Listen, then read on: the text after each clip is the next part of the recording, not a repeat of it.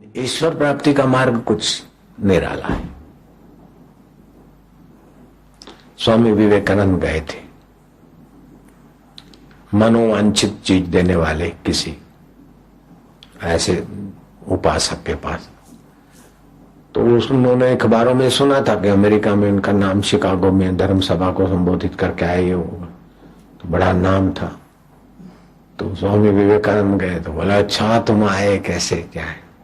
बोले आप तो चमत्कार करते, जो भी मांगो देते, तो हम कुछ मांगेंगे तो हाँ हाँ के मांग लो। तो किताब में लिखा है कि मैंने जो जो मन में आया सीजनली बिना सीजन के फल मांगे, तो जहां यहाँ सीजन नहीं है वहां दूसरी जगह सीजन है, यहाँ कहीं पड़ा है, वो सब उस साधु ने यहीं आकाश में हाथ घुमा के मेरे को दे दी। और मैं लेके रखता गया। एक बड़ा हॉल था, हॉल का एक कोना एक ढेर बन गया। लेकिन भाइयों आध्यात्मिक जगत के आगे इसकी कोई कीमत नहीं। तो ये व्यवहारिक जगत में है। जैसे स्वप्न में आपका मन जैसा जैसा चाहता है बनाता है तो मिल जाता है ना, हरिद्वार जाए ये जाए वो जाए तो कितना फटाफट हो जाता है। वो प्रतिभाषिक सत्ता है और इसमें कुछ व्यवहारिक सत्ता में ही करना होता है। लेकिन ये दोनों स्वप्न की नाई पसार हो जाएगा। इन दोनों को देखने वाली जो सत्ता है और करने की योग्यता देने वाली जो सत्ता है और कभी हमारा साथ नहीं छोड़ने वाली जो सत्ता है और जो ज्ञान स्वरूप है, प्रेम स्वरूप है, सुख स्वरूप है, आनंद स्वरूप है, सबका सुहृद है, उस सत्ता को बोलते परमात्मा सत्ता, जो आत्म सत्ता के रूप में अभी हमारे साथ है। उसी की सत्ता से हमारे भोजन में से काले बाल सफेद बाल बनते। उसी परमेश्वर सत्ता से हमारी आंखें देखती है, कान सुनते, जीभ चखती है, मन सोचता है, बुद्धि निर्णय करती और बदलती है। फिर भी जो नहीं बदलता वो मेरा परमेश्वर आत्मदेव है। मैं उसी में शांत हो रहा हूं। मैं उसी देव को पाना चाहता हूं, उसी को प्रीति करता हूं। जो कर जे कर मिले तो राम मिले, अगर मिले तो वही परमात्मा मिले जो रोम रोम में बसा है। जेकर मिले त राम मिले, बो सब मिलो तो छा थो, और सब मिला तो क्या हुआ। दुनिया में दिल जो मतलब पूरो थियो तो छा थो। दुनिया में दिल का मतलब पूरा भी हो गया तो क्या हो गया। मनचाही वस्तु मिल गई तो क्या हो गया। मनचाही पत्नी मिल गई तो क्या हो गया। पति मिल गए तो क्या हो गया। और मन चाह मिल गया तो आसक्ति में टाइम गुजर जाएगा, वो छूटेगा तो दुख होगा। तो दुख का चक्र तो सिर पे चला रहा। मन चाह होगा तो दुख मिलेगा, मन चाह होगा तो सुख का भ्रम होगा, और मन चाह नहीं हुआ तो दुख का भ्रम होगा। लेकिन ये सुख और दुख प्रतीति हो के चली जाएगी। जिसकी सत्ता से होती है उस परमेश्वर का तो ज्ञान नहीं बना।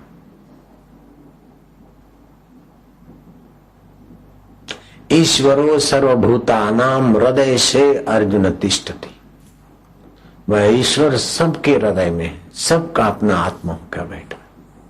भ्राम्यन्ति सर्वभूतानि यंत्र रूढ़ानि माया। आप राजधानी में बैठे तो उसी की स्पीड से आप जा रहे, लोकल में बैठे तो उसी की स्पीड से जाते, साइकिल में बैठे तो उसी ढंग से जा रहे, जहाज में बैठे जिस दिशा के तो उधर जा रहे। ऐसे आप मन के साथ बैठे, बुद्धि के साथ बैठे, चिंता के साथ बैठे, तामस के साथ बैठे, रजस के साथ बैठे, ऐसे ऐसे आप भागे जा रहे हैं। अपने परमेश्वर के साथ बैठे वो भाग्यशाली है, धनभागी।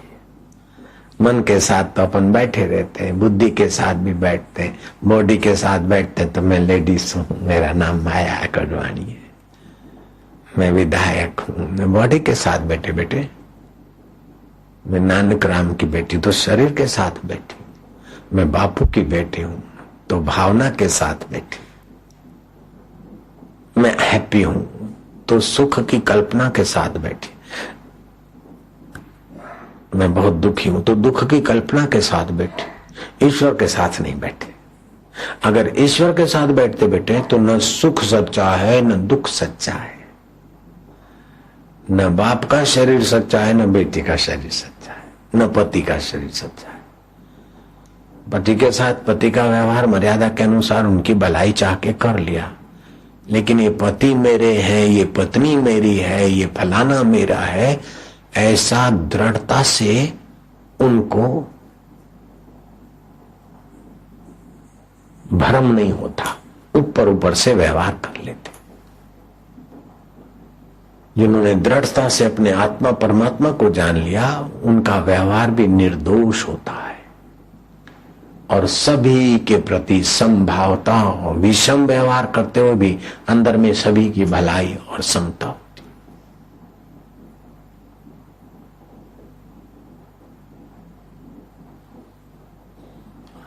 जैसे आसमान में बादल हुए, बरसात हुई, आंधी चली, तूफान चला, कहीं बाढ़ आई,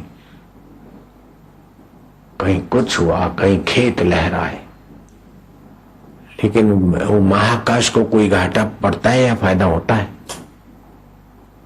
महाकाश जो कहते हैं और सब आकाश में ही होता है। बरसात भी आकाश के अंदर, बाढ़ भी आकाश के अंदर, सूखा भी आकाश के अंदर, खेत भी आकाश के अंदर। लेकिन आकाश निर्लेप, आकाश सबको ठौर देता है, लेकिन सब उथल पाथल होने से भी आकाश में कुछ नहीं होता। आकाश से भी अधिक सूक्ष्म वो परमात्मा सत्ता है, ज्यों के त्यों है। उसी में ये व्यवहारिक और प्रतिभाषिक सत्ताएं चलती है और वो परमार्थिक सत्ता है। जैसे आकाश को कल्पना कर लो परमार्थिक, और उसमें आंधी चली, बरसात हुई, बिजली चमकी, मेघ गरजे, ये प्रतीति हो गई। तो प्रतीति कभी हुई कभी नहीं हुई, आकाश सदा है। कभी दुख आया कभी सुख आया, लेकिन चिदाकाश में आके चला गया। तो तीन प्रकार के आकाश होते हैं।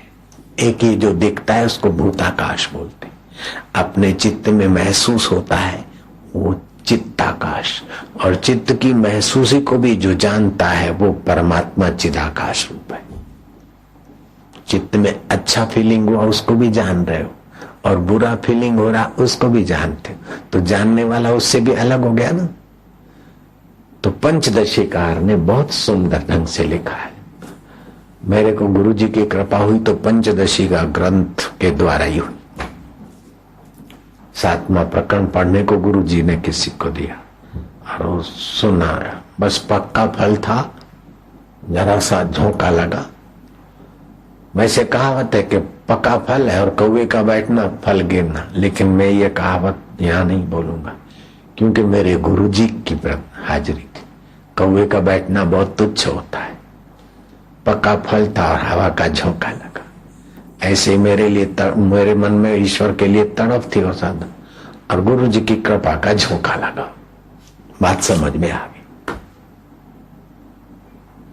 पंचदशीकार ने लिखा, माया मेघो जगन नीरम, माया रूपी मेघ और जगत रूपी बरसात कितनी भी बरसे, महाकाश को क्या हानि और लाभ भी क्या। गमे એટલો વરસાદ થાય, આકાશ મહાકાશને શું, ગમે એટલા વાદળ થાય, बादल हो, आकाश को क्या। ऐसे जैसा भी जगत की प्रकृति होती है ज्ञानी को कुछ, इसी को नानक जी ने कहा सिख धर्म के प्रथम गुरु, ब्रह्म ज्ञानी सदा निर्लेपा, जैसे जल में कमल अलेपा। ब्रह्म ज्ञानी का भोजन ज्ञान, वो ज्ञान स्वरूप में रहता। प्रतिभाषिक सत्ता, व्यवहारिक सत्ता दोनों जिससे दिखती है उसी परमेश्वर में टिका है। ब्रह्मज्ञानी सदा निर्लेपा, जैसे जल में कमल अलेपा।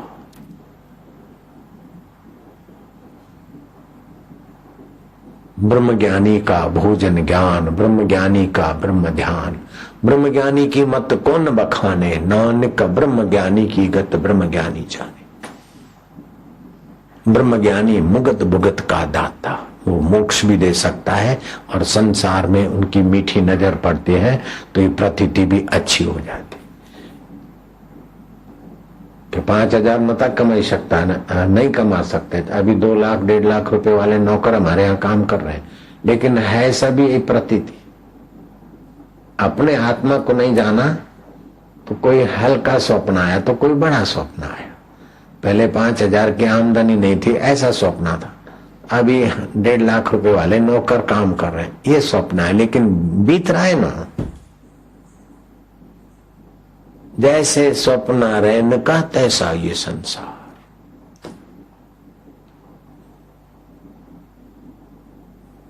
बबली और सिंह और से माया ना राजकारण में ना माया को नहीं, स्वप्न हो गया ना। बबली हुई है ना डेड़ी कंदो ना नानक राम ही कंदो। आप नानक राम बूढ़े हो गए बेटा और ये एमएलए हो गए। स्वप्न बदल गया, लेकिन उसको देखने वाला वही का वही है ना। हम बबली थे, हम बड़े थे, हम बूढ़े हो गए, तो बूढ़ा शरीर हो गया, बबलू शरीर था। उस दोनों को जो जान रहा है वो ज्ञान स्वरूप मेरा परमात्मा आत्मा होकर बैठा है। कब मैं उसको जानूंगा? तो उसको जानने का प्रयत्न करोगे तो वो जानने में नहीं आएगा, प्रयत्न करने वाला उसमें घुल मिल जाएगा। जैसे लहर समुद्र को खोजने जाए तो समुद्र का माप नहीं ले सकती, लेकिन समुद्र में शांत हो जाए तो लहर समुद्र ही है। खोजत खोजत कबीरो गयो हेराई, लवण की पुतली गई था लेने दरिया का, समुद्र का, और समुद्र रूप हो गई। ऐसे हमारी बुद्धि जब साधन भजन सत्संग करके ईश्वर के लिए सत्संग सुनते सुनते उसी विचार में, तो तस्य प्रज्ञा प्रतिष्ठिता। श्री कृष्ण से अर्जुन ने पूछा कि वो ज्ञानी, वो पूर्ण पुरुष का क्या लक्षण होता है, जिसने संसार में आकर पाने योग्य पा लिया, करने योग्य कर लिया। बाहर से कोई प्रसिद्धि है नहीं है उसका कोई माना नहीं, लेकिन ऊंचाई को पा लिया। भगवान कृष्ण राम के दर्शन के बाद भी जो काम करने का बाकी है, ऐसा स्थिति प्रज्ञा, बहुत ऊंची स्थिति होती है उस महापुरुष की। उसके विषय में अर्जुन ने पूछा, स्थिति प्रज्ञ से का भाषा?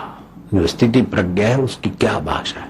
समाधिस्तस्य केशवा, जो अपने आप में समाहित हुआ, वो कैसा होता? श्री कृष्ण ने कहा, प्रज्झाति यदा कामान सर्वान पार्थ मनोगतान आत्मैव आत्मन तुष्ट स्थिति प्रज्ञस्ततोचते। जब उसको सुख लेने की, भोगने की, करने की कामनाएं शांत हो जाती और अपने आत्मा में प्रतिभाषिक सत्ता, व्यवहारिक सत्ता, ये दोनों जिससे दिख दिख के मिट जाती है, उसी में जिसकी बुद्धि टिक गई,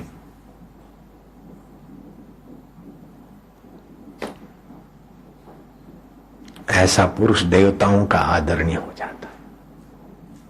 यक्ष गंधर्व किन्नर ऐसे ब्रह्मज्ञानी के दर्शन करके अपना भाग्य बना लेते, और आम मनुष्य भी ऐसे संत के दर्शन करके अपनी किस्मत के रंग बदल देते। ऐसी ऊंची चीज है, उस चीज को पाना बहुत ऊंचा है। उसके आगे, ये आईने के आगे खड़ा रहकर ये ले आओ वो ले आओ, वो बहुत छोटी चीज है।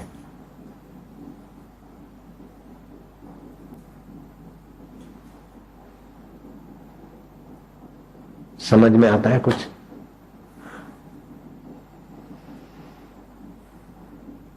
तो जे कर मिले तो राम मिले, अगर मिले तो प्रभु तुम मिलो, तुम्हारी प्रीति हो जाए।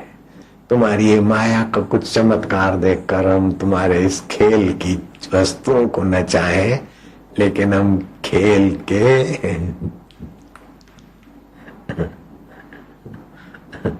आप खिलाड़ी भी नहीं है और आप खेल भी नहीं है, आप जो है आप ही जाने महाराज। खिलाड़ी तो दर्शकों का गुलाम होता है, दर्शक ताली बजाए टिकट खरीदे, और खेल देखने वाले भी खिलाड़ियों के गुलाम होते कि खिलाड़ी खेले तब उनको सुख मिले। महाराज आप न खेल है न खिलाड़ी है, आप क्या है आप ही जानते, हम क्या है वो भी आप जानते। सगल समगरी तुम्हारी सूत्रधारी, सारी तुम सारा विश्व के गहराई में आप ही सब लीला करवा। तुम ते होए सो आज्ञाकारी, तुम्हारे से जो होता है तुम्हारे संकल्प और हुक्म से वही सब होता। तुम्हारी गत नित्य तुम ही जानो, तुम्हारी गति मति तुम ही जानो। नानक दास सदा, नानक सदा कुर्बानी। महाराज हम तो कुर्बान है तुम्हारे पर।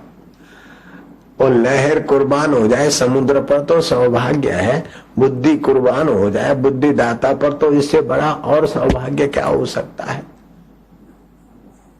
वकीलों को ईश्वर नहीं मिल सकता है, क्योंकि ईश्वर बुद्धि का विषय नहीं।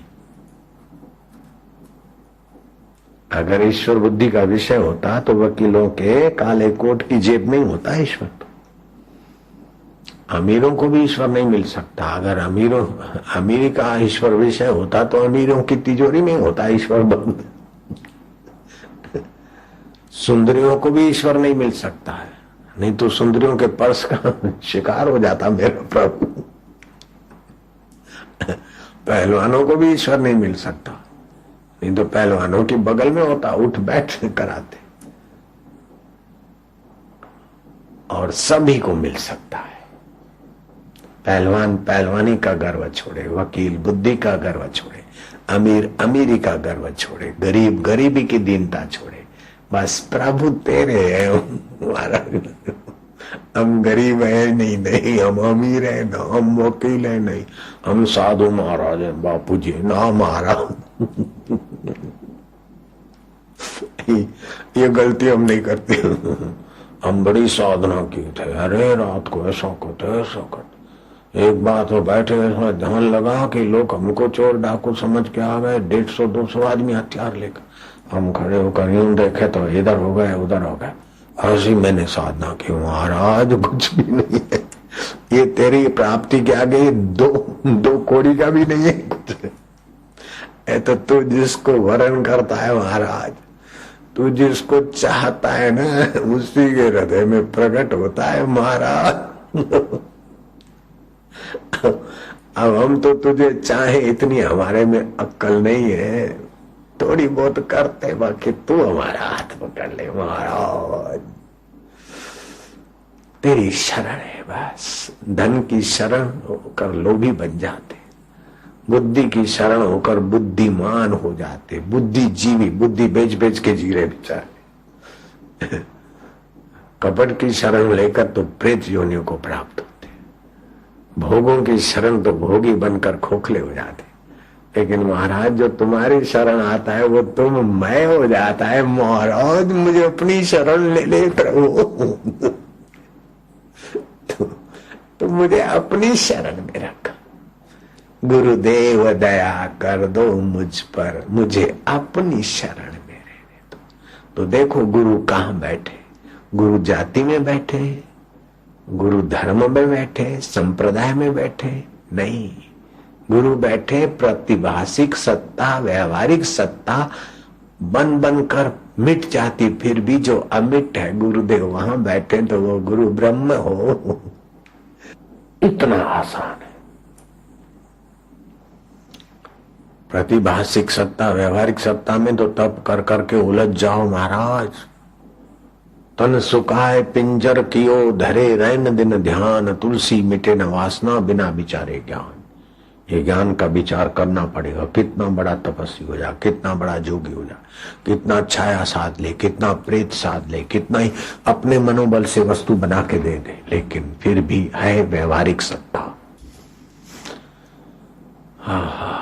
द्वार तुम्हारे जो भी आया पार हुआ सो एक ही पल में। इस दर पे हम भी आए, इस दर पे गुजारा करने दो।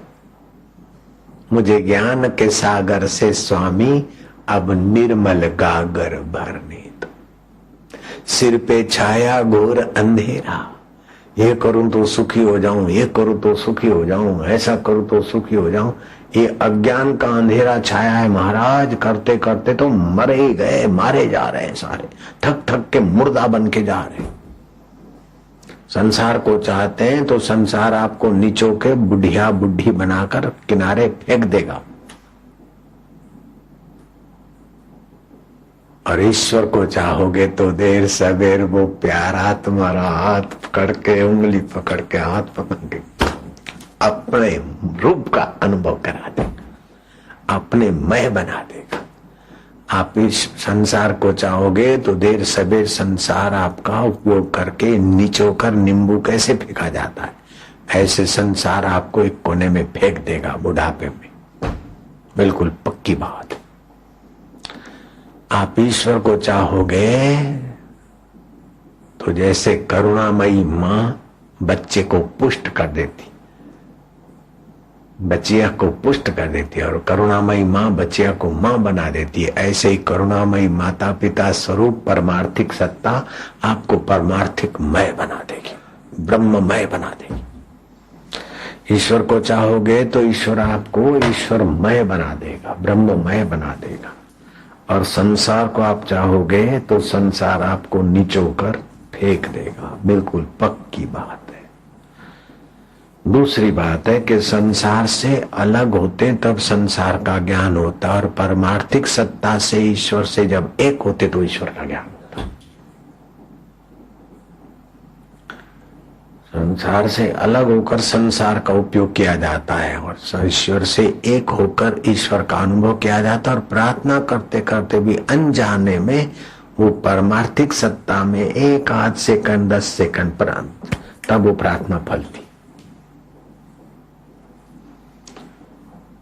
इसलिए पक्का इरादा करो कि हमें तो भाई व्यवहारिक प्रतीति, एक सपने की प्रतीति और ये व्यवहारिक प्रतीति बदल जाती, फिर भी जो नहीं बदलता वो तेरा ज्ञान चाहिए, तेरा प्रकाश चाहिए, तुझ में प्रीति हो। जब दुख आवे, तपस्वी से योगी अधिक है, श्री कृष्ण का अनुभव है। श्री कृष्ण का अनुभव कोई एक व्यक्ति का अनुभव नहीं है। श्री कृष्ण का अनुभव मानो मात्र के मंगलमय अनुभव की बात। श्री कृष्ण कहते हैं तपस्वी भी हो अधिक योगी। तपस्वी तप तो करता है लेकिन तप चाह करके स्वर्ग चाहता है, वो भी व्यवहारिक प्रतीति है। यश चाहता है, यूं करके कुछ चमत्कार करना चाहता है। तपस्वी भी हो अधिक योगी। ज्ञानी भी हो मत अधिका, 4 वेदों का ज्ञान है, इधर का ज्ञान, साइंटिस्ट आइंस्टाइन जैसे उसके आगे मत्था टेकते, इतना बड़ा विज्ञानी है, लेकिन है तो व्यवहारिक सत्ता में उलझा हुआ। तपस्वी भी हो अधिक योगी, ज्ञानी भी हो मतो अधिक आहा, कर्मी भी हो अधिक योगी। इतना बढ़िया कर्म करता है, इधर फैक्ट्री उधर फैक्ट्री, रॉक्स फैला, ओहो इतना धन, इतना मिलियन बिलियनर हाउस, कितने मिलियन लोग तो उसके पास काम करते थे। और 50 से 53 साल की उम्र में तो स्वास्थ्य इतना खो दिया कि डॉक्टर ने बोला mister Rockefeller you will expire within 6 month only. 6 महीने के अंदर तुम मर ही जाओगे। अब पाचन डाइजेस्ट पावर डाउन, रात को नींद नहीं आती, you will die within 6 month. तो फिर क्या करूं, मौत सामने आती। तो स्वामी विवेकानंद उन दिनों में संत के शरण गया और उन्होंने कहा जो धन संग्रह करने के लिए आप लगते हैं उस धन का सदुपयोग करो ईश्वर की प्रीति के लिए। रॉक्सफेलर लिखता है कि मैं 50 से 53 साल की उम्र में बहुत बीमार हुआ और आखिरी में डॉक्टरों ने यही सुनाया कंसल्टिंग करके, बहुत सारे बड़े डॉक्टरों ने, मिलियन मतलब क्या, 10 लाख को मिलियन बोलते। ऐसे लोग काम करते जिसके पास उसको इतना टेंशन और ये क्या। तो महाराज अब वो अपना धन कहीं चला न जाए, ये न जाए, वो जाओ तो जाने वाला है। अब इसको ईश्वर की प्रीति के लिए अच्छे काम में लगाओ। तो भय निर्भयता में बदला और लोभ सेवा में बदला, स्वार्थ परमार्थ में बदला। रॉक्सफेलर लिखते हैं कि मैं 53 साल में मर जाने वाला व्यक्ति आज 93 साल की उम्र में तुम्हारे स्कूल का चीफ गेस्ट होकर मैं भाषण दे रहा हूं, ये सत्संग का प्रभाव है, जीवन जीने का ढंग है। तो जो प्रतीति हो रही है उसको सत्य मानेगा तो चाहे रॉक्सफेलर हो, चाहे उससे भी कोई और हो, दुखी रहेगा। मजदूर भी दुखी रहेगा और राष्ट्रपति पद पर है तभी भी दुखी रहेगा। राष्ट्रपति पद चला जाने पर रेगन बेचारा कैसा दुखी हुआ, दूसरे लोग भी। और समझो राष्ट्रपति पद मौजूद है और ऐसे आराम से मर गए तो बाद में फिर उस पोस्ट को नहीं मिले तो प्रेतों के भटकना भी दुखी। और फिर किसी के गर्भ में आए, गर्भ मिला तो ठीक नहीं मिला तो बाथरूम में बह गया पेशाब में, तो दुख है ना। वो पेशाब गटर में जाएगी तो दुखी तो हुआ ना। मैं बड़ा सेठ बन गया और दूसरे जन्म में फिर जन्म नहीं मिला तो मेरा शरीर तो सूक्ष्म पिता के गंदे नली से तो पसार होना रहा, माँ के गर्भ नहीं मिला तो मेरे को तो भटकना पड़े। तो ऐसा क्यों घाटे का सौदा करना। इसीलिए परमात्मा को पाने का पक्का इरादा कर। बड़ा महंत बन जाऊं, बड़ा सेठ बन जाऊं, बड़ा बापूजी जैसा बन जाऊं, ये मत करो। बापूजी इन कारण बापूजी नहीं है। बापूजी प्रतीति को प्रतीति मानते और प्राप्ति में टिके तब बापूजी। ये बापूजी का विषय नहीं, ये तो समाज का है, लोगों का है। बापूजी का तो वह है साधु अब हम न मरेंगे, हमारी मरे भला, सत्पुरुषों का बाल खा मरे न मारा जाए। हम मरेगा तो यह मरेगा, मैं नहीं मरूंगा।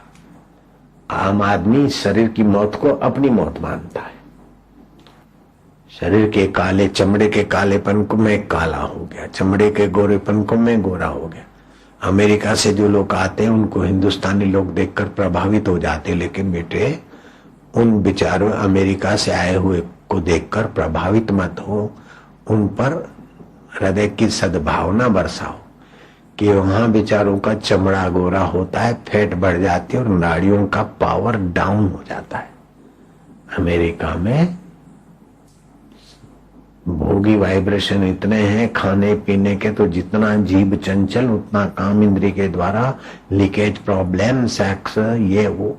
तो नाड़ियां दुर्बल्य अमेरिका के इलाके में नाड़ी दौर्बल्य अधिक। यूरोप, अमेरिका नाड़ी दौर्बल्य और चेहरा टिप टाप। और यहाँ गर्मी है, क्लाइमेट है ऐसा, तो शरीर जरा काला पतला दिखेगा लेकिन नाड़ी मजबूत हिंदुस्तानी की। इसीलिए अमेरिका का आदमी आएगा तो यहाँ उनको पानी भी हजम नहीं होता, बोतलें लेके घूमते। और यहाँ वाला जाए वहां तो दूध भी हजम, पानी भी हजम, लक्कड़ पत्थर हजम।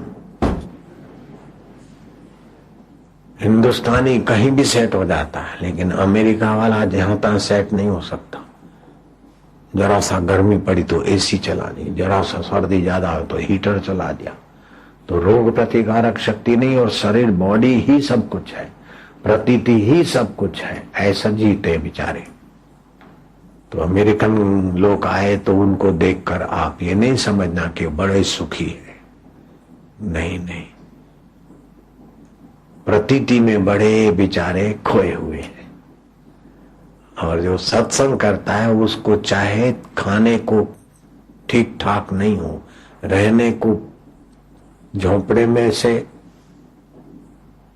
चंद्रमा के किरण आते हो, भजन करता है तो मंजीरे बजाने के झांझ, पत्थर के 2 टुकड़े झांझ तुकाराम महाराज पत्थर के झांझ बजा रहे, क्योंकि वो पैसा नहीं है झांझ खरीदने का। 6 आने में मिलते थे उस समय, 8 आने में झांझ वो नहीं थे, तो पत्थर के झांझ बजाते थे। विठ्ठला विठ्ठला पांडुरंगा विठ्ठला, इकडम तिकडम काय करायचा, विठ्ठल विठ्ठल बोला माझी माऊली माझ्या कन्या। छत्रपति शिवाजी ने धन दौलत अशर्फियों के थाल भर के भेजे, बोले महाराजा इनमें कोई सार नहीं है, तो मेरे को बिच्छू जैसे लगते, ये तो तुम ही रखो, लेकिन याद रखना तुम भी इनको अपना नहीं मानो, भगवान में मन लगाओ तो मुझे खुशी होगी। तुम ये मुझे दोगे घोड़े और ये जो थाल और हीरे भर के भेजे, मेरे को ये नहीं चाहिए। मेरे पास भले रहने को झोपड़ा ठीक से नहीं है, मंजीरे तो, लेकिन जो पांडुरंग है उसकी चाबियां मेरे पास रहती, विठल की कुंजियां मेरे पास रहती, रिद्धि सिद्धियां उनकी दासी। तो प्रतीति को प्रतीति माने और प्राप्ति में टिक जाए, उसका जीवन तो धन्य है। ऐसे पुरुष का दर्शन भी व्यर्थ नहीं जाता। साधुनाम दर्शनम पातक नाशनम, ऐसे संत पुरुष के दर्शन से पातक नाश होते। संत के दर्शन से तो पातक नाश होते। संत चले गए, फिर उस जगह पर लोग मत्था टेकते, फिर भी कोई शांति मिलती, तीर्थ हो जाता है वो जगह। आज जो भी तीर्थ बने, या तो भगवान के चरण रज से, या तो भगवत प्राप्त महापुरुष की चरण रज से। तो वे होते तभी तो मंगल होता है, लेकिन वे चले जाते तो उनके स्थानों से भी लोगों का मंगल होता है। तो उनका कैसा मंगलमय जीवन। तो आप हम ये पक्का इरादा करें कि बस आखिर ऐसी चीज मिले कि जब छूटे नहीं, और अपने बल से प्रयत्न करो, लेकिन ईश्वर के बल को बुलाओ।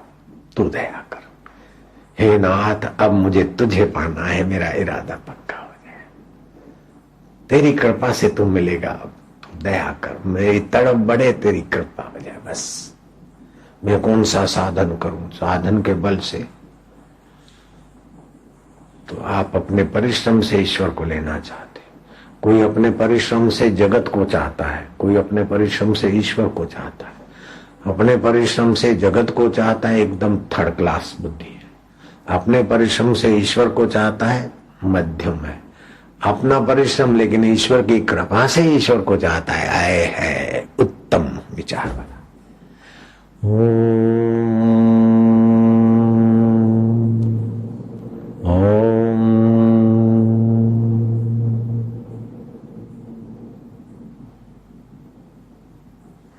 गुरुदेव दया कर दो मुझ पर, मुझे अपनी शरण में रहने दो। बुद्धि की, मन की, संसार की नहीं, अपनी शरण में। द्वार तुम्हारे जो भी आया, पार हुआ सो एक ही पल में। इस दर पे हम भी आए हैं, इस दर पे गुजारा करने दो। चाहे तिरा दो, चाहे डुबा दो।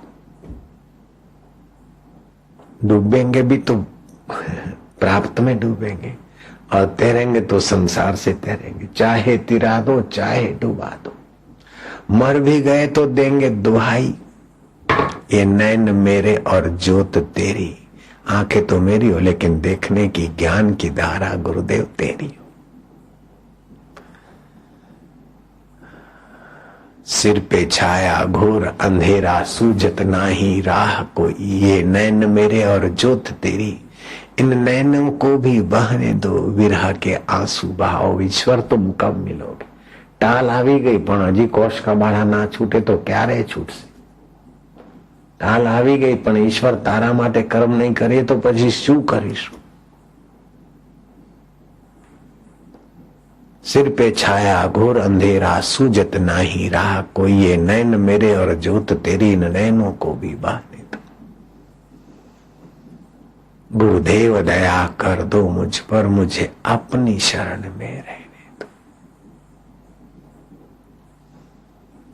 ये नाव मेरी और हाथ तेरे, मुझे भवसागर से तरने दो। नाव मेरी है, लेकिन हाथ तुम्हारी सत्ता से चले। नजरें बदले तो निजारे बदलेंगे, किश्ती ने बदले रुख तो किनारे बदलेंगे। हमारी नजर नश्वर पर है तो निजारे नश्वर मिलेंगे, हमारी नजर तुझ पर है तो निजारे शाश्वत के मिलेंगे। मेरे यार, मेरे प्रभु, इरादा कर लो ईश्वर प्राप्ति का। तो किश्ती ने रुख बदला तो किनारे बदलेंगे, नजर बदली तो निजारे बदलेंगे, किश्ती बदलेगी रुख तो किनारे बदलेंगे।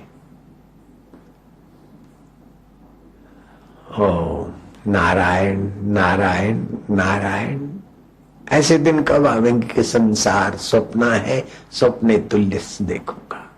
सुख और दुख को देखकर मैं समता के साम्राज्य में रहूंगा। ऐसे दिन कब आएंगे। प्रतीति को प्रतिभाषिक और व्यवहारिक प्रतीति को प्रतीति मानकर प्रतीति जिनके आगे आ आकर बदल जाती, फिर भी जो नहीं बदलता है उसमें मैं कब आराम पाऊंगा मेरे राम। मारा वालुड़ा मुझा बाजारा साईं, माजी माउली मेरे अल्लाह, ओ मेरे रब, ए मारा ठाकुर जी बढ़िया बाप जी रे, तू तो दिन दुखियो रहता रे, तू तो गरीब रे उगा रे, मु तो आयो थोड़े द्वारे महाराज, बड़ो सावलिया सेठ हरी जे, कैसे भी करके आप पुकारो। इनमें 2-4 बार तो चिल्लाओ, सचमुच में आ जाए तो गनीमत है। झूठ मूठ में भी भूत भूत तो भूत का भरम हो जाता है, और भगवान तो सचमुच में ही है। भगवान ही हमारे थे, हैं और रहेंगे।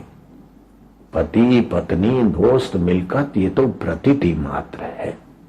अगले जन्म की पत्नी दोस्त मकान चावल कहां गए? चीटी बने होंगे तो 10-5 चावल में ही मानते होंगे हमारी मील चलती है। अब इस 10-5 टन में लगेगा हमारी मील, फर्क क्या पड़ता है? प्रतीति।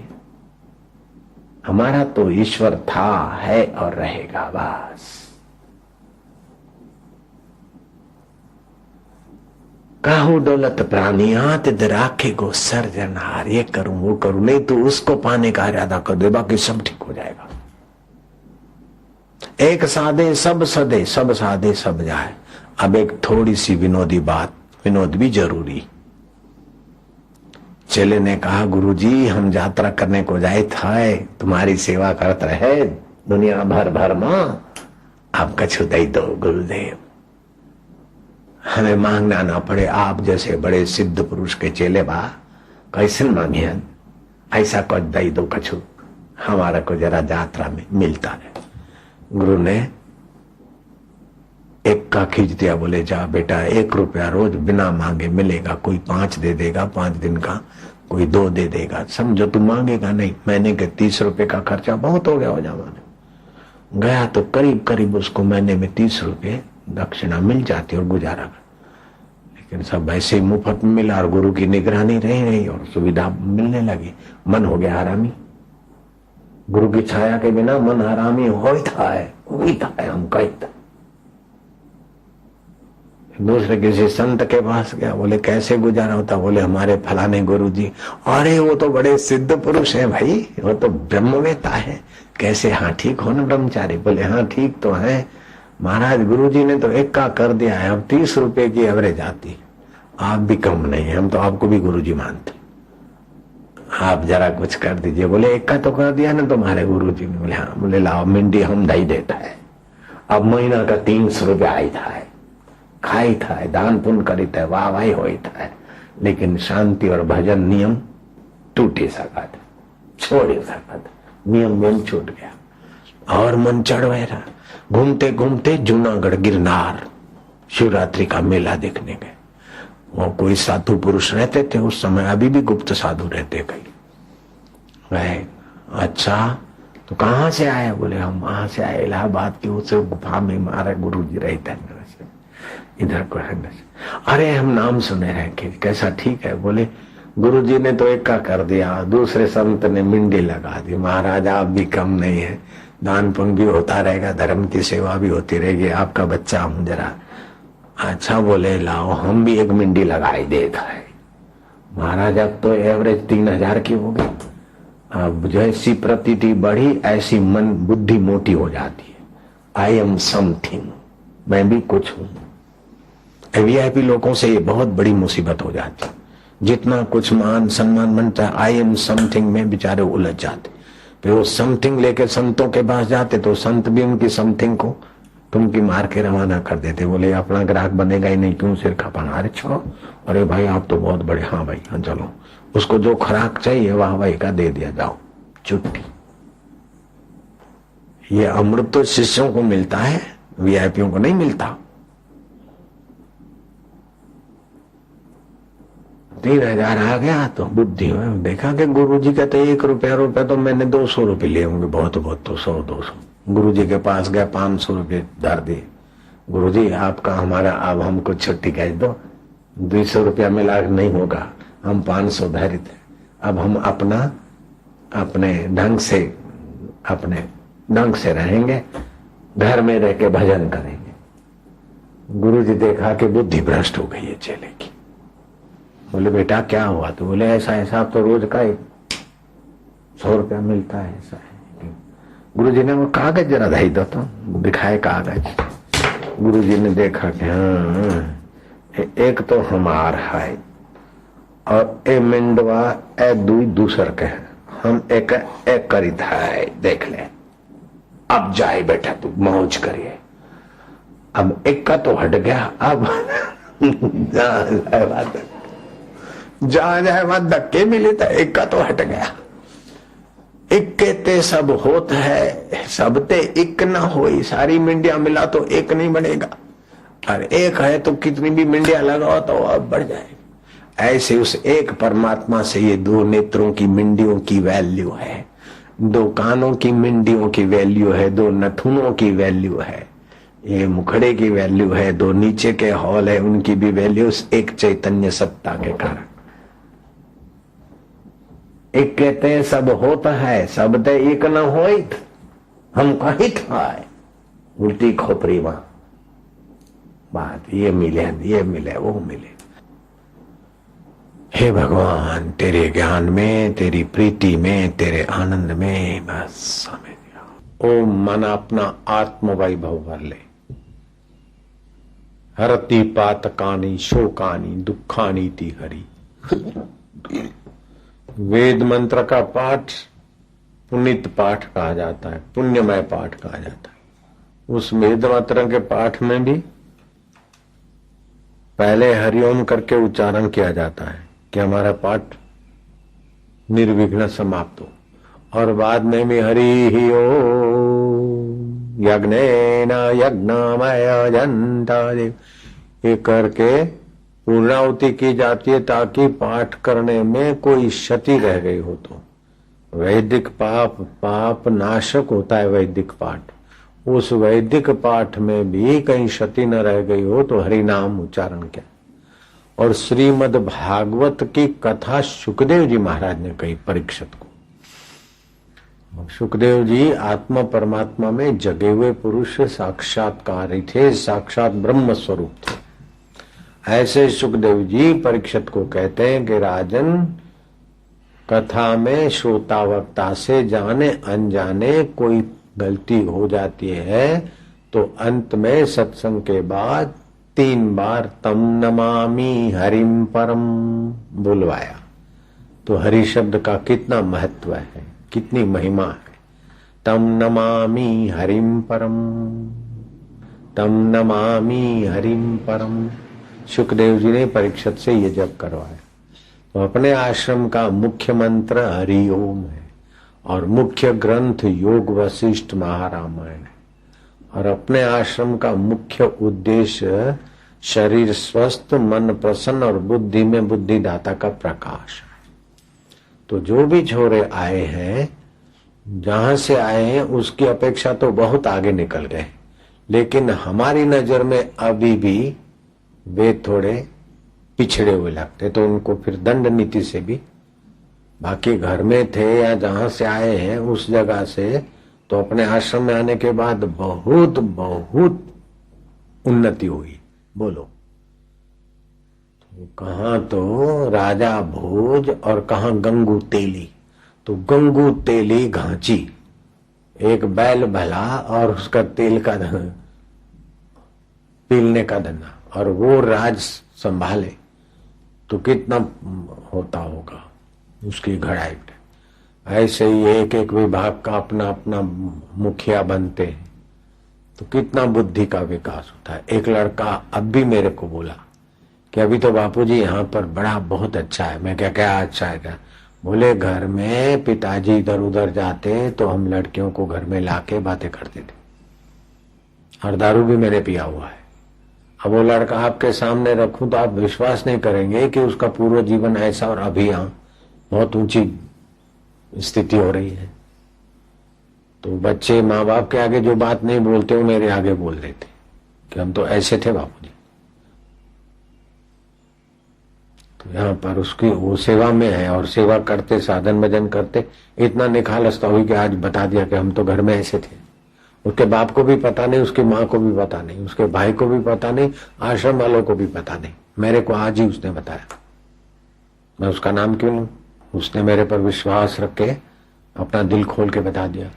तो मैं कहा ठीक है, माफ हो गया। पहले से बोले, पहले से तो मेरे को बहुत अच्छा है, अभी बहुत उन्नति है। तो जब माँ बाप इधर उधर जाए तो घर में लड़कियों को बुला सकता है, दारू पी सकता है, वो लड़का आगे चलकर क्या हो सकता था? हाँ? लेकिन अब यहाँ आश्रम में रहता और इतना सज्जन बन गया कि हमारा विश्वास पात्र हो रहा है। तो अपने आश्रम का उद्देश्य है शरीर स्वस्थ, मन प्रसन्न और बुद्धि में बुद्धिदाता का प्रकाश, और व्यवहार में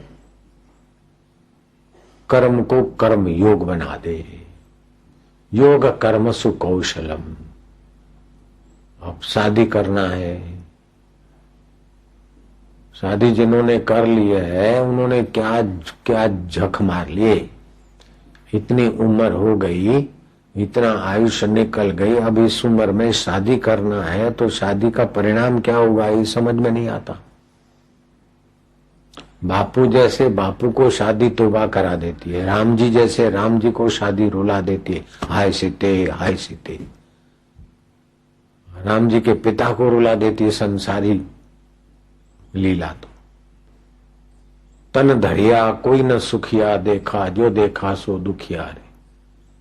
शादी करनी है तो शाद आबाद रहने वाले अपने आत्मा परमात्मा से एक बार शादी कर लो ना। हम नहीं करना चाहते थे, कुटुंबी रोए धोए, भाई ने देख बोला कि मेरी बेटियों का देखो, मेरे बेटे कुंवारे रह जाएंगे, लोग बोलेंगे देखो छोटे भाई की शादी नहीं कराया, पैसे बचाते, ये करते, मेरे ऐसा वैसा। रोए धोए तो हमने तो गले में घंट डाला और अभी तक वो घंट भारी पड़ रहा है। इतने बापू जैसे बापू बन गए तो भी वो गले में घंटड़ी जो पड़ी है ना वो भारी पड़ रही है। जब इतने बड़े आखले को घंटड़ी भारी पड़ती है तो बकरों का क्या हाल होगा। जयराम जी की घंट तो घंट है, आखला हो चाहे बकरा हो, बकरे को घंट ज्यादा भारी लगेगा, आखले को वजन कम लगेगा, लेकिन है तो आखले के लिए भी मुसीबत। नारायण हरि नारायण हरि।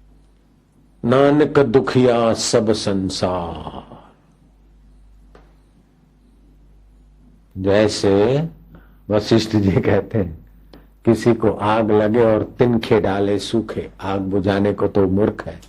ऐसे ही संसार में दुख आता है तो संसारी सुविधाओं से सुख से वो दुख को दबाना चाहते हैं, तो दुख और बढ़ेगा। दुख आया है तो संसार से वैराग्य करने के लिए, और दुख हारी ईश्वर में विश्रांति पाने की। जैसे आग लगी है तो इधर उधर जहां आग लगी उधर मत दौड़ो, जहां सरोवर है उसमें आके खड़े हो जाओ। ऐसे ही संसार का दुख मिटाने के लिए लोग संसारी उपाय करते, तो दुख तो क्या मिटता है, थोड़ी देर के लिए दुख की विस्मृति होती है और फिर दुख बढ़ जाता है। चलो अब क्या है कि जरा ब्याज पे पैसे ले आए तो ये काम हो जाएगा, लेकिन ब्याज चढ़ते चढ़ते क्या हाल होता है। जरा शादी में लोगों को अच्छा लगे, लोगों को अच्छा लगाते लगाते खुद गिरवे हो जाता है।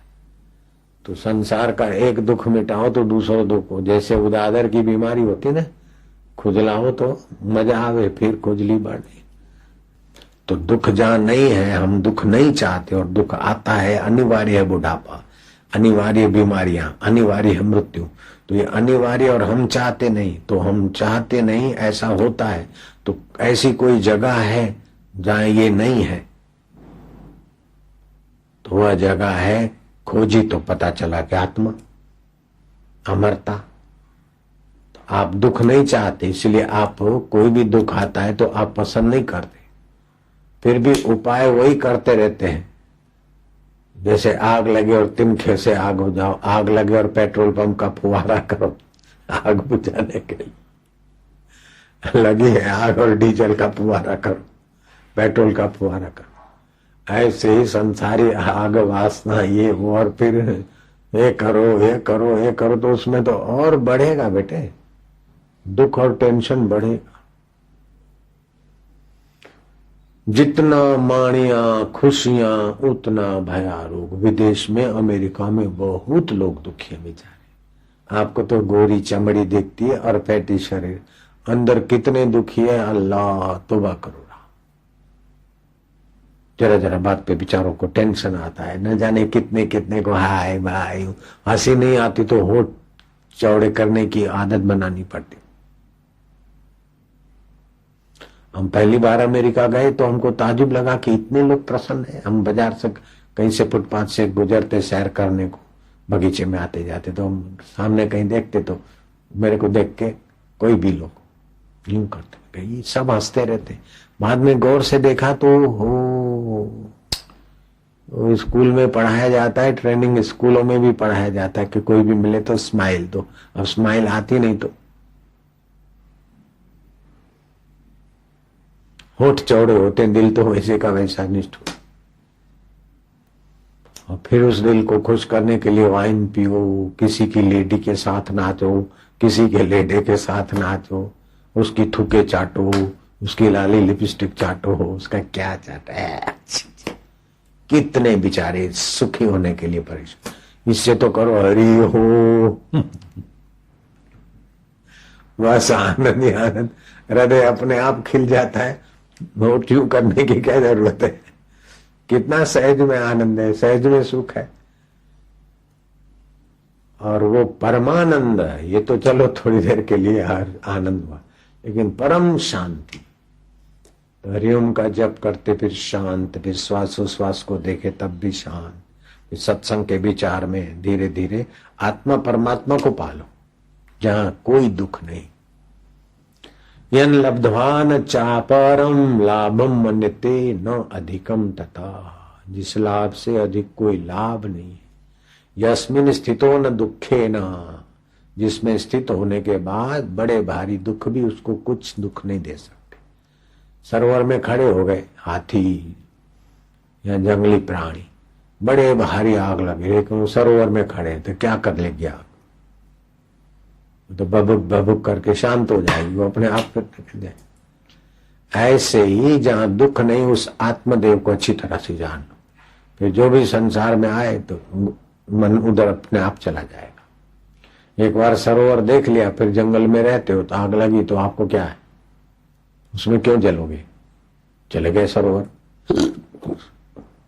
ऐसे वो तो जंगल में तो 1-2 मील 5 मील दूर होगा सरोवर, आधा मील दूर होगा। यहाँ तो आपका आत्म सरोवर है ये। हरिओम हरिओम ओम ओम ओम ओम ओम ओम ओम ओम ओम ओम ओम ओम ओम हरिओम हरिओम हरिओम हरिओम हरिओम ओम ओम आनंद ओम माधुर्य ओम शांति ओम हरिओम ओम।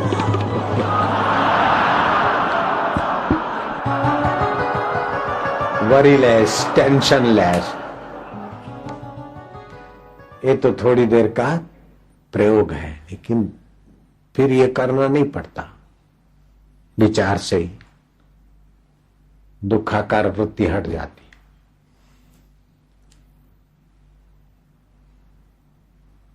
दुख कब होता है, बाहर का कोई निमित्त आता है और हृदय में होता है कि ये नहीं होना चाहिए और हुआ, तब दुखाकार वृत्ति पैदा होती, तभी दुख होता है।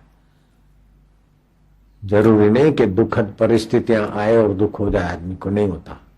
जब तक दुखाकार वृत्ति पैदा नहीं होती तब तक दुख नहीं होता। वो आपका फलाना मकान था ना, वो गिर गया, अब ऐसे मूड में है कि चलो गिर गया तो गिर गया, गिराक लेता नहीं था, प्लॉट खाली हो गया है, अच्छे पैसे मिलेंगे, तो मकान गिरने के समाचार होने पर भी दुख नहीं हुआ, हमारा ये हो गया। तो कभी कभी दुखद समाचार आते, लेकिन आपकी सूझबूझ, जैसे बच्चा चलते चलते गिर पड़ता है तो चोट लगी, बाहर तो दुखद स्थिति हुई उसको, माँ कहती अरे वाह मेरे बंदुलू ने बेटे मकोड़े मार दिए, कीड़ी मर गई, वो चिड़िया भी भाग गई, तो गिरा। बोले गोड्डे में चोट लगी, खरोदाई है, लेकिन वो दुखाकार वृत्ति बने उसके पहले माँ ने उसको सुखाकार कल्पना में ले गई, तो दुख का निमित्त होते हुए भी उसको दुख नहीं हुआ उस समय। दूसरा है एयर कंडीशन चल रहा है, आइसक्रीम है, जो कुछ चटोरापन है वो सारी चीजें पड़ी खा रहा है, सोच रहा कि ऐसा है, पत्नी चली गई क्या, अथवा पति चले गए, अथवा फलाना हो गया, फलानी सासू ने ऐसा कहा, वो याद करके भी अंदर में जलता भूनता रहेगा, दुखाकार वृत्ति पैदा हो गई। तो आपकी वृत्ति दुखाकार सुखाकार तो होती है, लेकिन ये वृत्ति ब्रह्म परमात्मा को जानने को लगे तो ब्रह्माकार वृत्ति एक बार हो जाए तो फिर दुखाकार सुखाकार वृत्ति की ज्यादा स्थिति नहीं रहेगी। जैसे लकीर कर दो, उंगली कर दो, बहते पानी में लकीर, ऐसे ही बाहर सुखाकार दुखाकार वृत्ति हुई, लेकिन मन जरा सा उठाया तो ये उठत बैठत वही उठाने, कहत कबीर हम उसी ठिकाने, उठते बैठते वही उठाने, उस परमात्मा में उसी ठिकाने।